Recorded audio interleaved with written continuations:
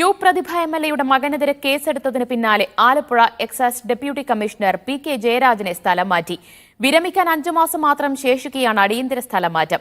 Alappuzha deputy കമ്മീഷണറായി ചുമതലയേറ്റെടുത്ത് 3 മാസം തികയും മുൻപാണ് നടപടി. ആലപ്പുഴ ജില്ലയുടെ തെക്കൻ മേഖലയിൽ ബിനാമി പേരിൽ കള്ളുഷാപ്പ് നടത്തുകയും അതിന്റെ മറവിൽ വ്യാപകമായ സ്പിരിറ്റ് ജില്ലയിലേക്ക് ഒഴുക്കുകയും ചെയ്തിരുന്നു.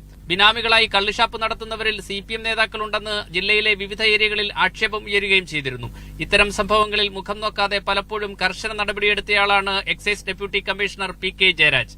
ഇതോടെ ഉന്നതരുടെ കണ്ണിലെ കരടായി കഴിഞ്ഞവരവെയാണ് യു പ്രതിഭ എംഎൽഎയുടെ മകനടക്കമുള്ളവരുടെ സംഘം എക്സൈസ് പിടിയിലാകുന്ന സംഭവം ഉണ്ടാകുന്നത്. ഈ കേസിൽ ഉന്നതർ ഇടപെട്ടു എന്ന് ആക്ഷേപം ഉയർന്നിരുന്നു. ഈ സംഭവങ്ങളൊക്കെ നിലനിൽക്കെയാണ് പെട്ടെന്ന് എക്സൈസ് ഡെപ്യൂട്ടി കമ്മീഷണറെ മലപ്പുറത്തേക്ക് സ്ഥലം മാറ്റിയത്.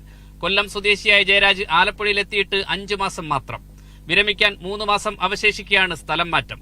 എക്സൈസ് ഡെപ്യൂട്ടി കമ്മീഷണറെ അകാരണമായി സ്ഥലം മാറ്റിയതിൽ ജീവനക്കാരും അമർഷത്തിലാണ്.